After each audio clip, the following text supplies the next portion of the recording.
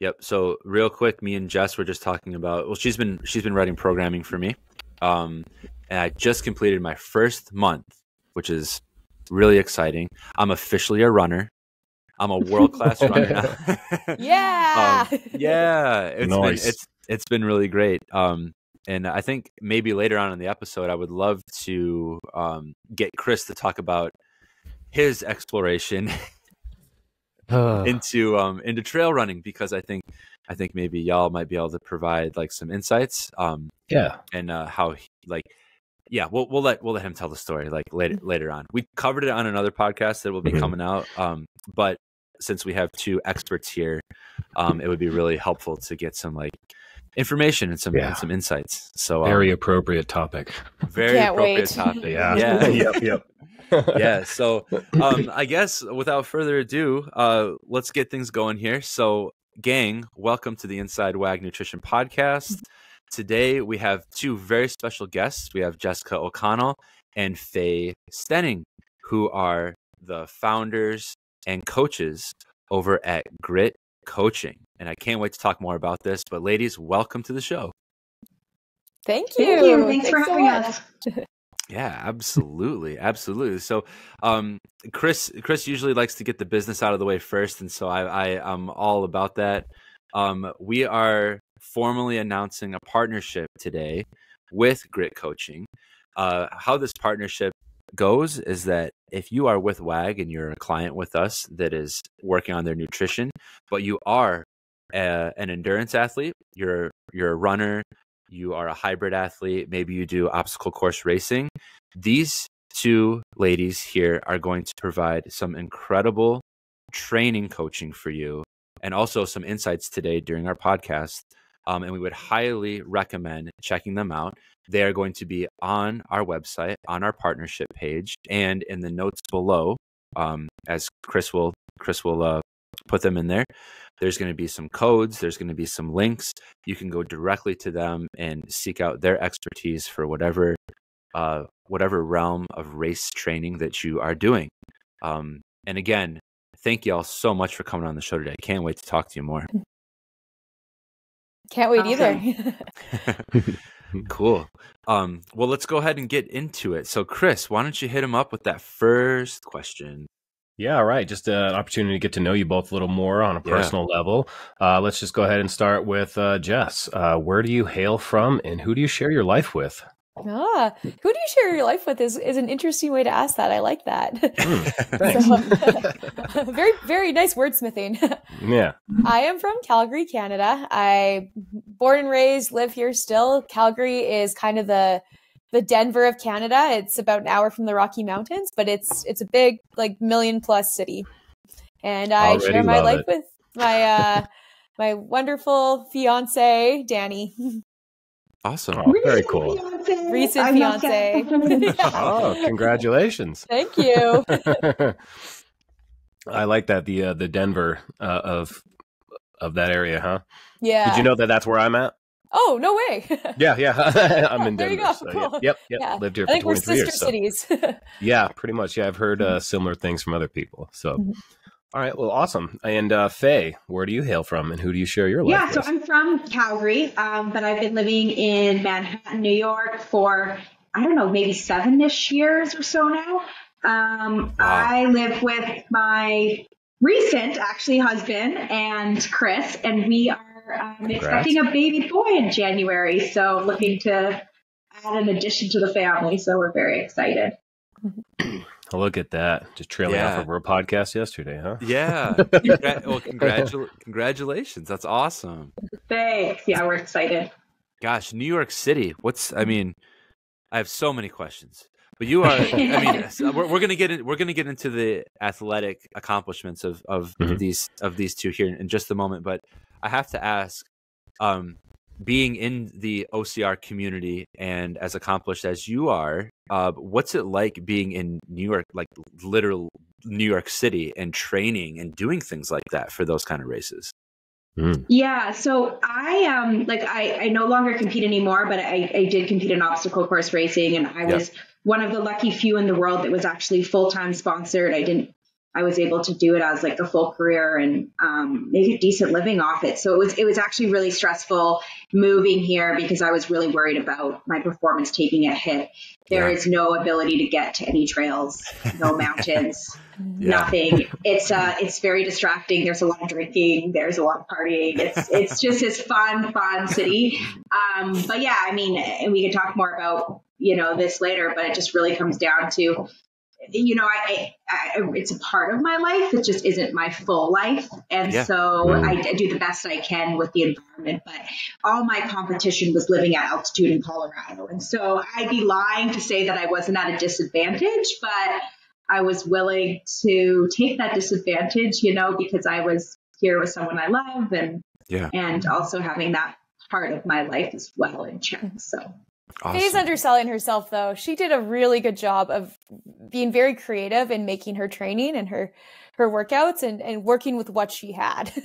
Cool. Yeah. Thanks, Jess. Yeah. A lot of it was with the mountains is odd, and we're going to get too much in training, but just quickly, like I had to spend a ton of time in the gym stimulating mountains. So like the amount of step ups, weighted step ups, lunges, sled pushes, just to get my legs really, really strong and really work that strength endurance in a gym setting. It was pretty miserable, but it definitely did pay off. And side story, I also was lucky enough to financially afford to live in an altitude tent. So I converted my bedroom.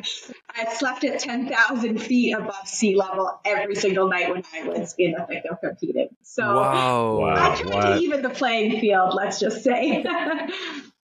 That's crazy. That's wild. Yeah, that is wild. I know that happens, but I've never actually met anyone that has done that. That's wild. I feel we're like, this is good for the listeners because you just talked about a bunch of stuff that people are gonna be like, oh, tell me more. And guess what? We're gonna pause and we're gonna come back to it.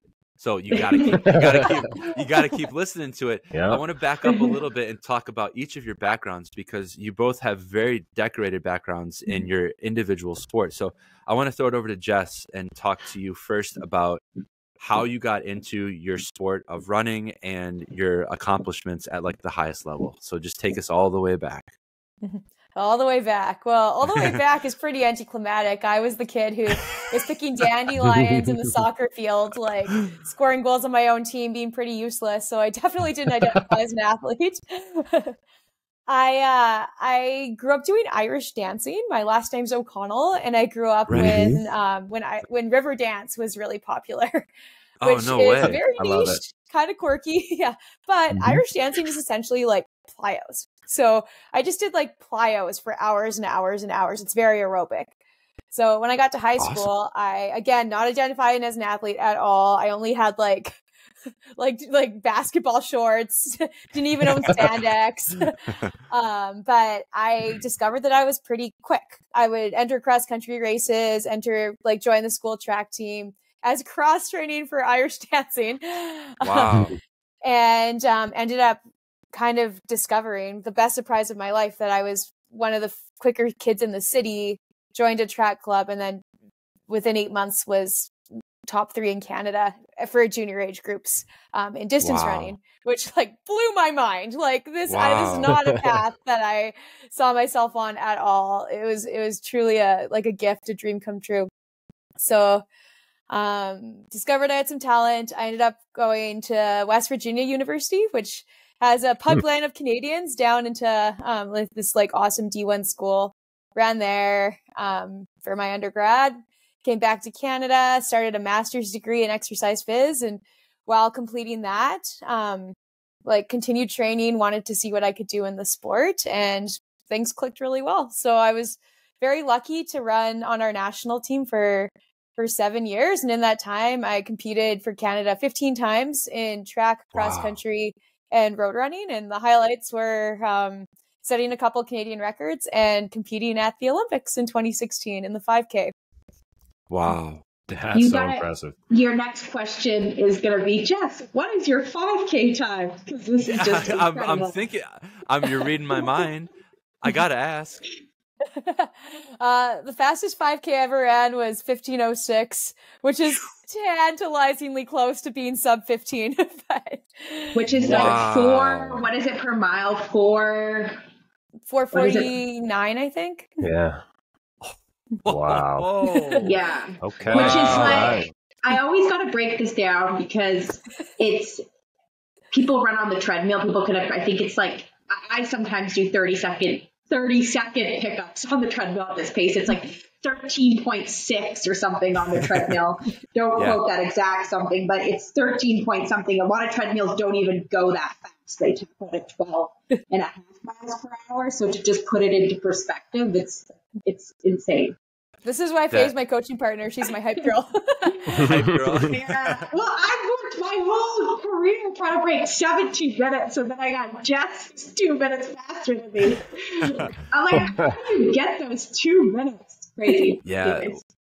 Yeah, I mean, you guys both you compliment each other because Jess is like saying she's underselling herself big time, and you're like, you are underselling yourself big time. Like, so it works.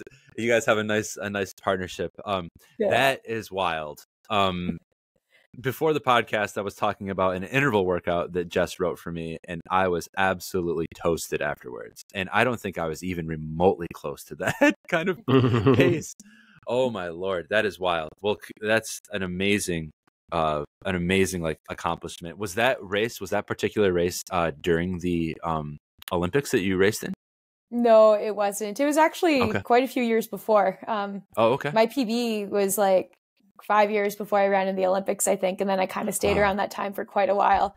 Okay. Often Olympic races are really tactical, so some people run the fastest they'll ever run in their life in a race like that. Others don't run quite as quick because there's a lot of strategy at play. Ooh, that's kind of intriguing. Strategy during a race like that. Running has strategy. A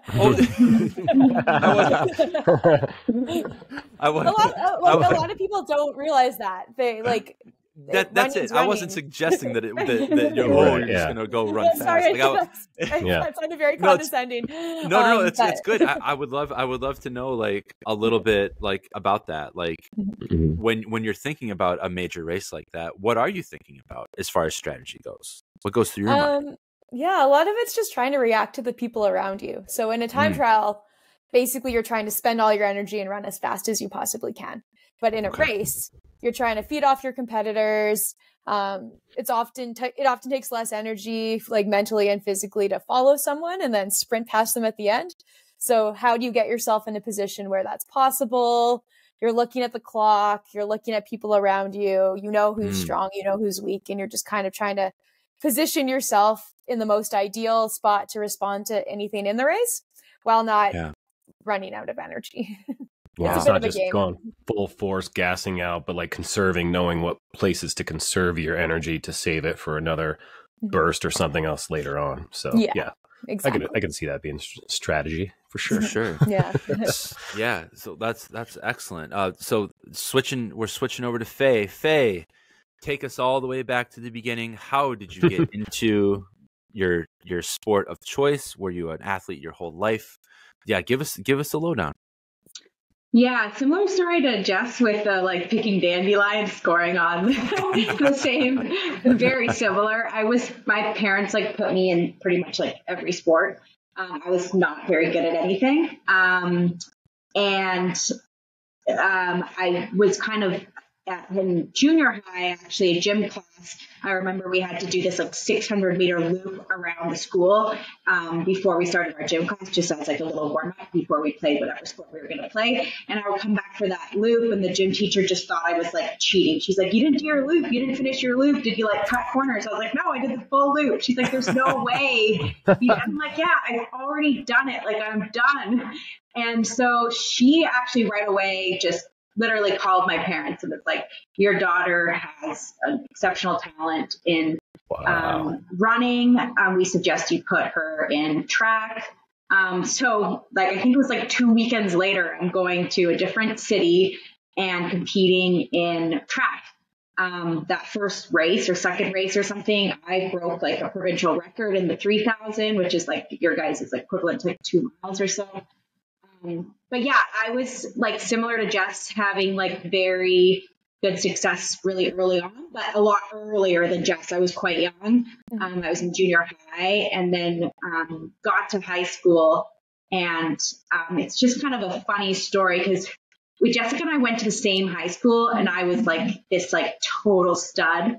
Like I was like the star. I held some of these high school records, and next thing I know, like year 2 in high school, there's this like little 5'0" girl that shows up, and I had never ran with a girl. Like I was running with the guys, and I was like, what the heck? Like, who is this chick that's like keeping up with me running? And sure enough, we raced, and Jessica ended up then holding all the records, and I was kind of dethroned. So it's just kind of a funny story.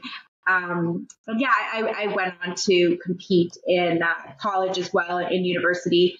But yeah, didn't quite have enough talent or whatever it was to make it to that next step to pursue it any further, like Jess did. But I was still fairly high level. Wow. And then transitioned to obstacle course racing randomly. Yeah, well, yeah.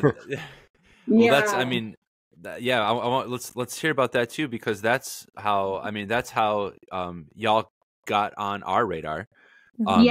Initially. And so, let's go down that route a little bit and hear about that. So I graduated, and then I was, just working. At the time I was working, actually as a personal trainer. And then I was jumping around, and then I actually ended up getting a corporate job because I had a hard time paying my bills as a trainer. And anyway, so, an ex-boyfriend of mine was like, let's just, do you want to jump into this obstacle course race? And I did, and ended up like doing very well. I had won it by like 20 minutes or something. I think it was first overall, female, male. And I was like, oh, I'm kind of good at this. Let's start traveling for these races. So I then soon like started going to like Vegas to race, and traveling from Canada to the States to do some of these races. And then one of the guys who's kind of head of Spartan at the time kind of scouted me out, and he's like, look, you're really good. Have you ever thought about joining like the Spartan Pro team? And I was like, what are you talking about? And he's like, yeah, there's like this pro team that's sponsored by Reebok. So I was like, yeah, that sounds awesome. So he's basically like, all you have to do is like beat some of these other pros. So I spent a lot of my like free time and money traveling to the States, trying to just like beat all these pros and become a pro. And that's kind of exactly what happened. Like I was able to do well at some of these races. I ended up placing third at the Spartan Race World Championships. After that race, pretty much my whole life changed. I got Reebok sponsorship, Optimum Nutrition sponsorship, all these deals. I calculated the contracts. I added, I think, about 5 different sponsorship agreements together, and it was making more money than I was making in my oil and gas contract management job at home. So I basically sent my letter of resignation in, which was really difficult because my mom was very high up in the company, which is kind of how I got the job. And so all of a sudden I'm quitting to go mud run was like a very, very, my mom and I were butting heads on that. But yeah, I mean, I brought the numbers. I remember bringing the numbers to her desk. She literally had her calculator out, punching all these numbers in that these companies were going to pay me, and doing it over and over, and finally realizing, shit, this girl can actually make a living running mud races. So, I left the corporate world, and I did that for a few years. I had the time of my life. I traveled all over the world. I shouldn't say all over the world. I really didn't. Most of the races were just in the U.S. I traveled all over the U.S.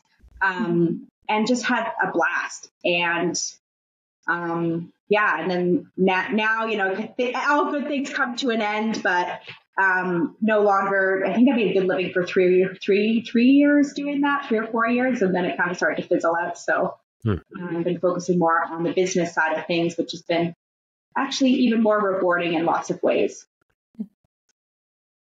Wow. Yeah, that had to be a wild time making that transition from that to living this world where you're literally just getting sent all over the United States to go compete. Especially as a Canadian, like I thought I was going to live in Calgary for the rest of my life, but work in oil and gas, which was the main industry, was just pushing papers and writing purchase orders day in and day night. And then all of a sudden, this like whole world was opened up to me, and it was incredible. But it's really, you eat what you kill. So it was a ton of hard work.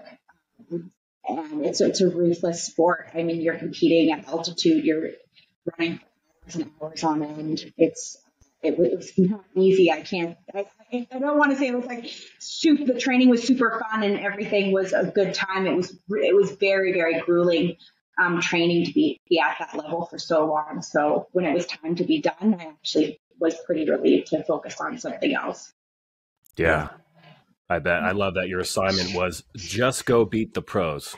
Yeah. You know? Yeah, exactly. No big deal. Yeah. Yeah, you're right. You're like, wow, what a bar to reach. Going back a little bit, you mentioned that you, when you and Jess first met, was in competition essentially. So how did that, maybe give some more details about that, and then how that led to Grit athletic coaching? Yeah. Yeah. So Faye and I went to high school together. I think junior high as well, but we didn't really know each other then. And Faye had identified that there was this new girl runner on the block. Maybe we should hang out. And so she invited me for a run. And so I remember it very vividly. It was a Friday after school, and yeah, we were meeting up. I was pretty nervous because Faye was a star and I was quite new to the sport at the time. And so I was like, why would she want to hang out with me? Like, what's happening here? Okay, I don't know how this is going to go. And it was pretty funny because we murdered each other on this run because she was like, why is this girl keeping up with me? And I was like, must keep up with her. And we were on this loop that we do. It was in our neighborhood. And I think it took us like 40 minutes. And I don't think I've ever run it in 40 minutes since. Like, like there's a principle in training where you polarize your training. Your easy days are easy. Your hard days are hard. That was an easy day that became a hard day very, very, very quickly. My coach actually wouldn't let me train the next day. But sport is very bonding, and we became quite good friends after that. I think we kind of developed some mutual respect for each other. Or she developed respect for me. I developed a sense of belonging with her, perhaps. Oh, that's awesome. Yeah. Faye, do you want to tell the story of Grit? Yeah. So how we sort of started this business is, so Jess was, getting ready for the Olympics, or actually just finished the 2016 Olympics. I had just signed this, all these amazing contracts, and I was getting a lot of people reaching out on my Instagram asking, okay, how are you at the top? How do you train for this? Can I have tips? Can I have tips? And, equally wanting to help out these folks and sort of seeing a gap, man, these athletes don't really understand sort of training principles or what the sport is all about. Jessica and I both are educated in this field. I feel like if we could really partner together, and I think it was a kind of a critical time for Jessica and I, because we're not working, we're on our own, having to be self-sufficient, and we're in a very high risk, high reward situation where we eat what we kill. So we also, just to be frank, it would be good to just have a little bit of extra earnings to protect ourselves if we get injured or anything like that. So, we created this business. I remember we met at a coffee shop. And, I think we showed up and Jessica brought a laptop and I came with nothing.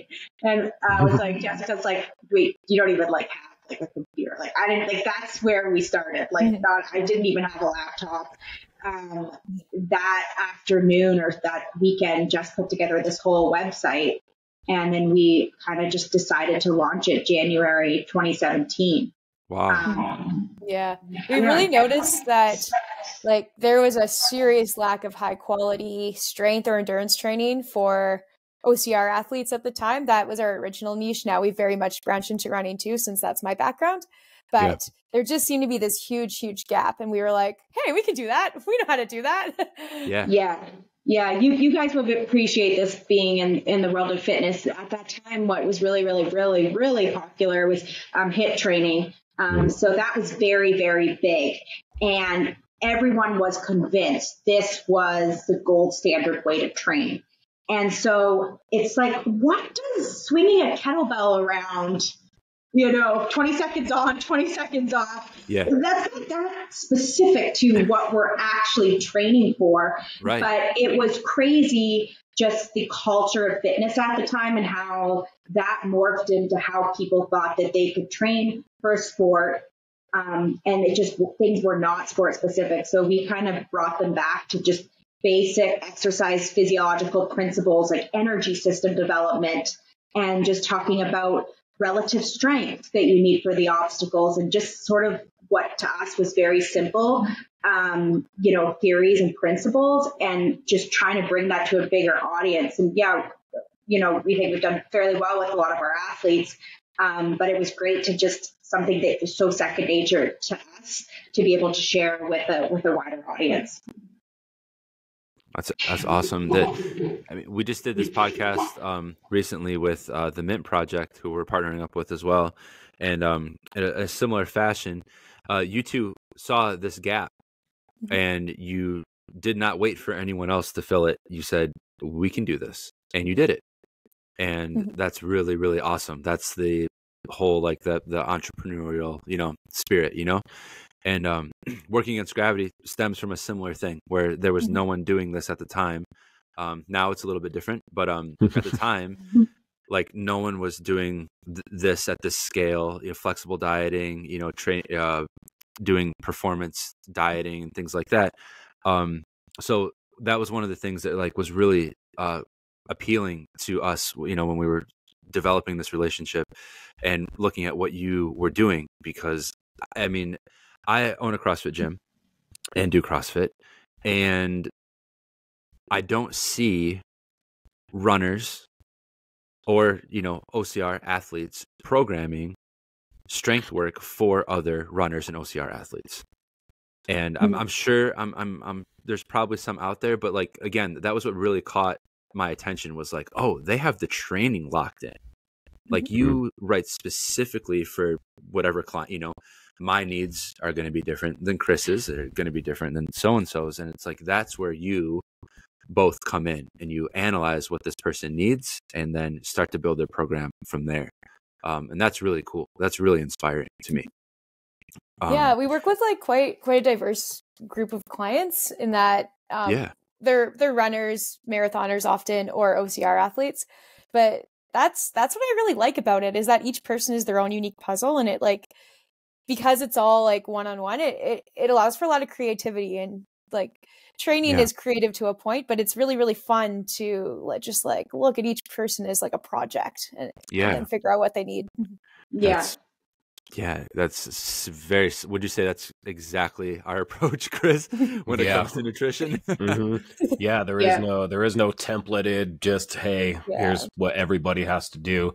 It's very nuanced, it is per the individual, and everyone's journey is so different. And so, it's got to be awesome for you both to open up the possibility or the potential for working with people, because the way you provide it is you could work with people all over the world. You're not just restricted to people in your neighborhood or whatever. So you can make an impact on so many lives, much like WAG gets to coaching clients all around the globe as well. Totally. Yeah. When I first looked at the WAG website, I was like, wait, this is us, but nutrition. Cool. Yeah. I love that. Yeah. Totally. Can you talk to us a little bit more about your coaching style and what, I am currently working with Jess on a little goal that I have for a 10K later in October. A little goal. It is a little goal. It's hey, when goal. I approached her, I was, I said, I want to run a 10K and not feel like I'm going to die when I do it. And she said, "Oh, thank goodness. Thank goodness you didn't ask for I'm going to run a 50K or next month, my goal was reasonable and it was and it's an attainable thing." So can you talk a little bit about, and both of you could answer this question for sure, your coaching style and what people can expect from Grit, if they want to get more into this deeply? Sure. Yeah, I think the number one thing is like, there's a lot of coaching platforms out there. So like, just want to, again, just reiterate that ours is customized, and that's just not customized to your, of course, we're looking at your injury history and your fitness needs, and your goals, but also like a big important piece is your lifestyle. It's kind of what I liked about your guys' business is you guys seem just very holistic in your approach. I just think I see too many people that go on a fitness plan that's just does not work with their lifestyle. And it's like, perfectionism kills you. Trying to be perfect and trying to work out 6 days a week for an hour and hit this many miles. It's just, so our number one piece is like, I think the biggest, most important part is really getting to know the athlete from a personal level. What makes them excited? What's their lifestyle like? What do they enjoy? And putting together a plan that they're going to adhere to. Because just like diet, it's better to have a diet that maybe isn't the best diet ever, but they'll stick to, than a perfect diet that they don't stick to. And that's sort of the same principles with fitness and with training. Mm-hmm. Yeah, Nailed that it. was, yeah, exactly. Yeah. If we have two marathoners, their plans will look very different, even if they have the same goal. If they both want to qualify for Boston or both want to break 3 or 4 hours, their plans are most likely going to look very different based on where they came from, what their injury history is like, how much they want to run, what their life is like all of that. All of that goes in. Yeah, they have a lot of what Faye said is just, I see Chris, the nods from Chris get bigger as Faye keeps talking. He's just like, yes. Preach. Yes. Yes. Exactly. I think we just have a problem, a total tangent, but I mean, we just have a problem with society in general. It's just, we have this more is better attitude in so many, it's just, it really, really kills us. So we've got to see the bigger picture. Yeah, it's almost as if it's like a lot of people when it comes to fitness and nutrition, like if I'm not suffering, then I'm not going to succeed. And you're like, what else have you really had to suffer at that you've actually succeeded at? Like probably most of us haven't suffered in our jobs to be successful at our jobs. We haven't suffered in our relationships to be good at our relationships. And you don't need to suffer in your nutrition or your fitness. There is a middle ground, which essentially I like the middle ground because that is the sustainable, because it's not the swinging pendulum of extremes. You're finding this more comfortable realm in the middle of this all or nothing, whatever, approach that a lot of people can take. And this pursuit of perfection, which is, remember, as we always say, listeners, is impossible. So why? Are you shooting for that? Like that's the best way to be your own worst enemy, is to hold perfection as this obtainable thing that it is not, Here's a little secret from the Olympic sport world. Like I had a pretty long career because like I was on the national team for 7 years. That's, most people are on it for 1 or 2, or I mean, some people much longer, but like probably the average, because things happen, injuries happen, this and that. But I fully think it was because my life was pretty balanced. Like I was kind of 90% all the time. So I trained like as hard as I could. I cared a lot about training. But I'd go to a concert. I'd have a beer every now and then. I picked and chose things that were important to me. You were also working on your master's. I was working on my master's. Balance. Yeah, I was working on grit. So I had things outside of sport. I couldn't be robotic. And the robotic people, they're the ones who had 1 or 2 good years, or they couldn't quite make the jump because they were just so stressed out all the time. That's great. I mean, that's a great insight. And I think, again, me and Chris see that often with people who are working on their diet, and the people most of the time that come in and they're just overly obsessive about how strict and minute, how granular they get with their diet, they can get really good results for sure. Like there's no question about it. That's going to get you good results, but the maintenance of that result is going to be very, very challenging. Because as soon as you decide to go out to dinner with your family, it's just like total implosion.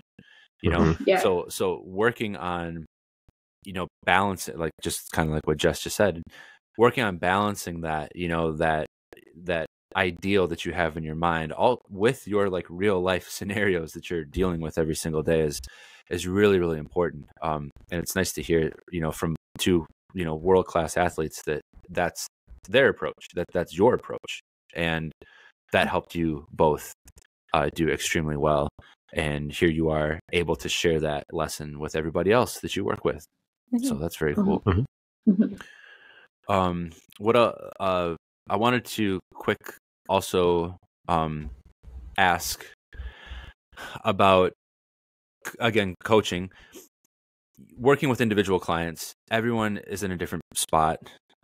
Everyone requires a little bit of a different kind of maybe coaching cue or like approach to what word am I looking for? Sometimes like a coaching cue like is going to work better for someone, and the other person is not going to get it. So you have to switch like your tactics. You have to switch your wording, or whatever it is you might be trying to get across. For each of you, what's one case in recent memory where you had a breakthrough with a client and you're like, oh yes, we got it, we did it, like a proud accomplishment that you've had recently?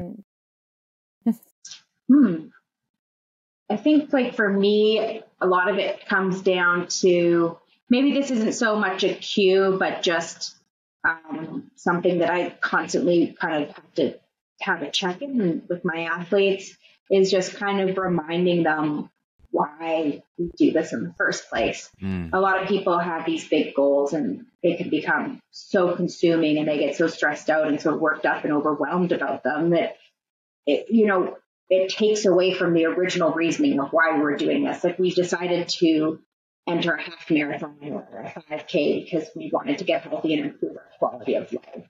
Well, now we're so stressed out about this. We're putting everything on it. We're getting up at, getting up super early to fit all this training in, and you are seeing our quality of life go down. It's like, well, let's bring it back to the whole point of having this goal in the first place. So, like, coming back to, as cheesy as it sounds, like coming back to your why factor and why we started this.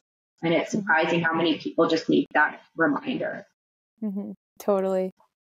Yeah, that's a good one, Faye.